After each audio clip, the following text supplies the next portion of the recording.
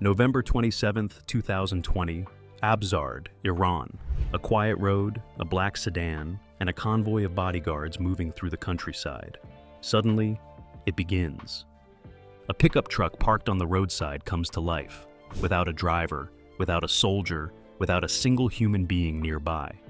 The mounted machine gun locks onto its target, Mohsen Fakhrizadeh, Iran's most protected nuclear scientist, the man Israeli intelligence believed was building the bomb that could change the world forever. Within seconds, bullets pierce the windshield. Fakhrizadeh's car rolls to a stop. His bodyguards look around in shock, because the shooter they are trained to protect him from doesn't exist. This isn't fiction. This is the real assassination that shook the Middle East. And now, we go back to understand why he was killed, and how Mossad executed the most futuristic hit in modern history. The mastermind of a bomb program. To understand why this man became target number one, you need to know who he was. Mohsen Fakhrizadeh wasn't a soldier. He wasn't a general. He was a physicist, and the most important scientist in Iran's secret nuclear weapons development. Western intelligence gave him a chilling nickname, the father of Iran's bomb, a name that put him directly into Mossad's crosshairs. He launched and directed Project Ahmad, Iran's covert nuclear weapons program, designed to produce a warhead small enough to mount onto a missile. Iran insisted its nuclear program was peaceful. Mossad? They believed Fakhrizadeh's work could start World War III. Israel's red line. Israel has one core national fear, a hostile enemy armed with nuclear weapons, a weapon that could erase them in minutes. For decades, Israeli intelligence monitored Fakhrizadeh like a ghost, rarely photographed, never spoke publicly, guarded by the IRGC, Iran's elite military force, hidden behind multiple layers of secrecy. Former Mossad chief Meir Dagan once told the CIA, "If Iran gets the bomb, this man will be the one who built it."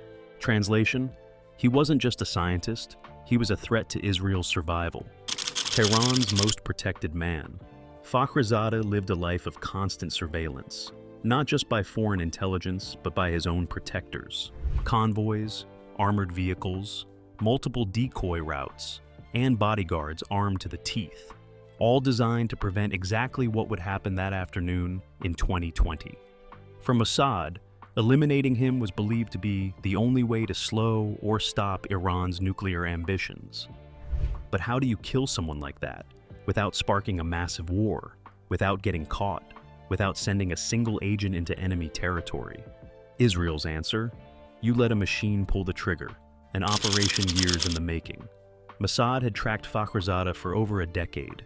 Dozens of attempts had been planned, then canceled. His security was too tight. The risk of agents being captured, too high. So, Israel changed the rules. They would attempt a hit so advanced, so futuristic, that Fakhrizadeh's guards would never see it coming. This was going to be a remote kill. 0 agents in Iran, 0 fingerprints left behind. Smuggling a machine gun into Iran? The first challenge: how do you smuggle a high-powered satellite-controlled machine gun into one of the most anti-Israel countries in the world? Piece by piece. According to intelligence leaks, the gun, the robotic mount, the cameras, the explosives were all smuggled through covert channels, disguised as spare vehicle parts. Mossad operatives working outside Iran quietly collected the pieces and secretly assembled the robot weapon on a pickup truck, parked and waiting along Fakhrizadeh's known travel route. Not just any gun, an AI assassin. This wasn't a human firing a trigger. This was artificial intelligence pulling the shots. Designed to recognize Fakhrizadeh's face, track him through the windshield, predict movement, compensate for recoil, avoid hitting his wife sitting inches away. Everything was controlled via satellite, likely by Mossad agents watching live video from another country, possibly Tel Aviv. No soldier, no spy, just a robot sniper with a mission: kill one man and only him.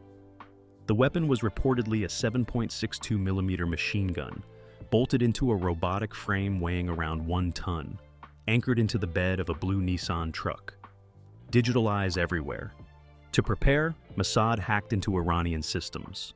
Traffic cameras, cellular networks, military communications. Every time Fakhrizadeh left his house, Mossad knew. Every twist in the road, planned for. Every stopping point, mapped. The level of surveillance was terrifying. Fakhrizadeh might as well have been walking around with a giant GPS target on his back. The trap is set. On that afternoon in Absard, Fakhrizadeh's convoy slowed, just long enough. The AI saw the car, recognized the target, locked on.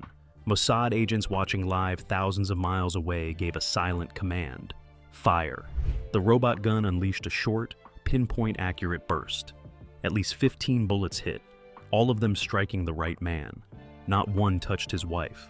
Seconds later, an explosive charge inside the truck detonated. The robotic sniper was blasted into pieces, leaving behind nothing Mossad would ever need to explain. Iranian investigators knew who did it, but not how. Tehran's panic. As the smoke cleared in Absard, Iran's top security officials rushed to the scene. Their most important nuclear scientist, the man considered essential to the nation's atomic future, was dead. And what terrified them most wasn't just the loss, it was the method.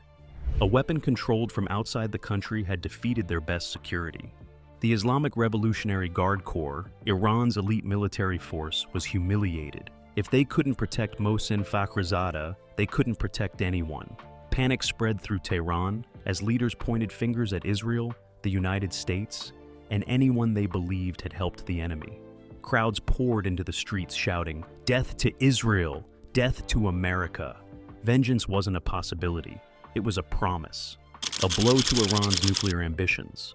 To Israel, this was more than an operation. It was a strategic strike against a threat they believed could eventually destroy them. Fakhrizadeh wasn't replaceable. He had built Iran's nuclear program with secrecy and brilliance. He recruited scientists, managed covert sites, and drove the effort forward even when the world thought Iran had put its weapons program on pause. One anonymous Israeli official said quietly to the media, "This set them back years. They didn't destroy a facility. They removed the only mine capable of leading Iran to the bomb."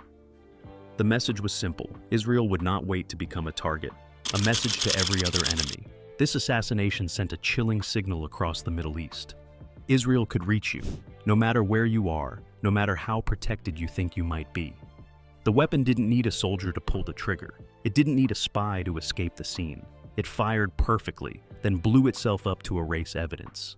It was an operation that looked less like modern warfare and more like science fiction.